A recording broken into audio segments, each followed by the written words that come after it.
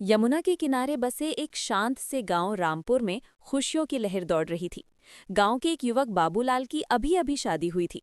उसकी पत्नी सुनीता बहुत ही सुलझी हुई और बहादुर महिला थी। लेकिन बाबूलाल की खुशी का कारण केवल सुनीता ही नहीं थी, बल्कि उसे दहेज में मिला एक नायाब तोहफा भी था। एक नया गैस चूल्हा और 5 भरे हुए चमकदार लाल गैस सिलेंडर।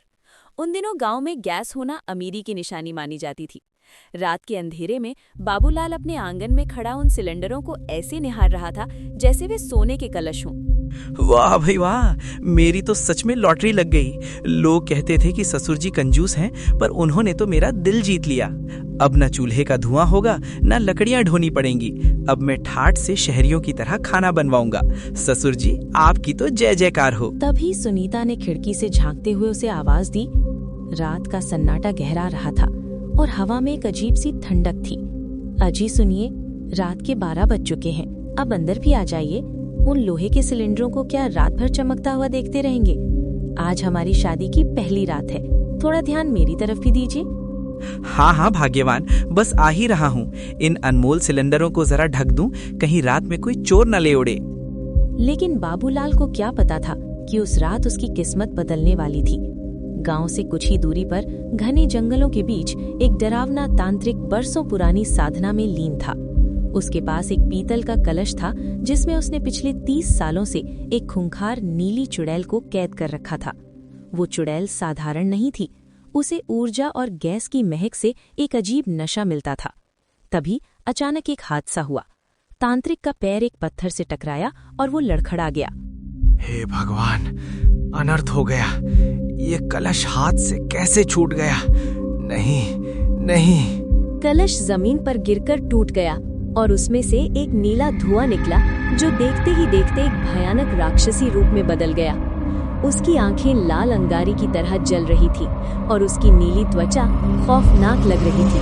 आजादी! आखिर मैं इस कैद से आजाद हो ही गई। 30 साल तक मैं भूखी रही। मुझे बहुत प्यास लगी है, मुझे ऊर्जा चाहिए, मुझे गैस चाहिए। तांत्रिक अपनी जान बचाकर वहां से भाग गया। चुड़ैल को हवा में एक विशेष गंध महसूस हुई। ये एलपीजी गैस की गंध थी जो बाबूलाल के घर के आंगन से आ रही थी। चुड़ैल हवा में तैरते हुए सीधे बाबूलाल के घर पहुंच गई। घर पहुंचकर सिलेंडर देखकर बहुत खुश हुई। 30 साल बाद मुझे सिलेंडर की गैस पीने को मिला है, मजा आ गया। फिर चुड़ैल एक सिलेंडर को खाली कर दिया। गैस पीने का मजा ही कुछ अलग होता है, मैं कल फिर आएगी। इतना कहकर चुड़ैल चली जाती है। अगली सुबह जब सुनीता चाय बनाने के लिए उठी तो उसने चूल्हा जलाया, पर चूल्हा जला ही नहीं। अजी सुनिए, जरा बाहर आकर देखिए तो ये क्या हुआ? कल ही तो नया सिलेंडर लगाया था, ये तो बिल्कुल खाली लग रहा है। क्या खाली? ऐसा कैसे हो सकता है? तुमने रात में रेगुलेटर खुला तो नहीं छोड़ दिया था? मैं पागल नहीं हूँ, मैंने खुद बंद किया था, पर ये तो बिल्कुल हल्का हो गया है।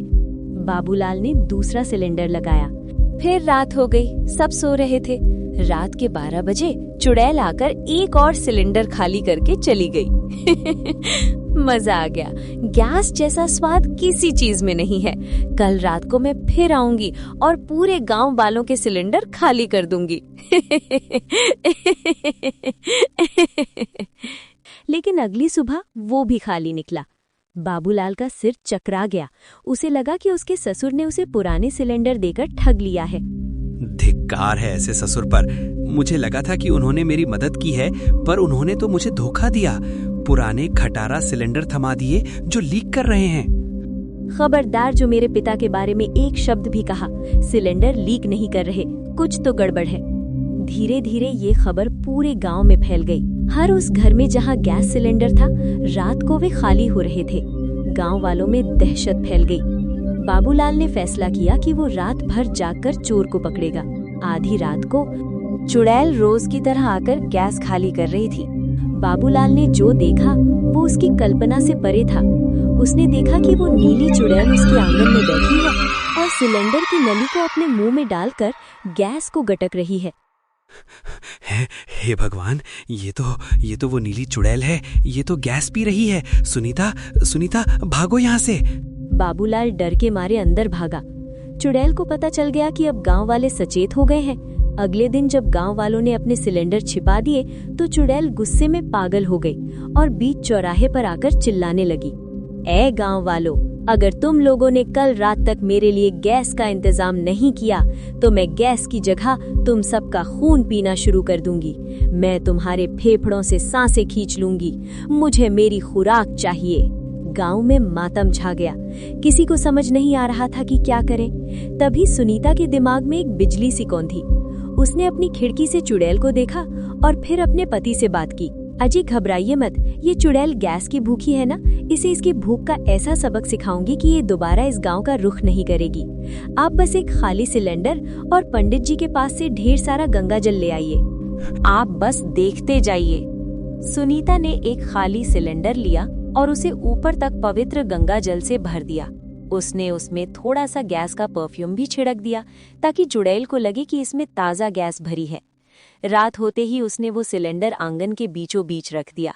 जैसे ही रात के 12 बजे चुड़ैल अपनी गंदी हंसी के साथ आंगन में उतरी। आखिर डर के मारे इन्होंने गैस रख ही दी, आज तो दावत होगी। चुड़ैल ने झपट कर पाइप मुंह में लगाया और जोर का घूंट भरा, लेकिन जैसे ही पवित्र गंगा जल उसके शरीर के अंदर गया, उसकी आंखों से खून निकलने लगा और उसका शरीर जलने लगा। ये क्या है? मेरा गला जल रहा है, मेरा शरीर फट रहा है, ये गैस नहीं है, ये क्या पिला दिया मुझे?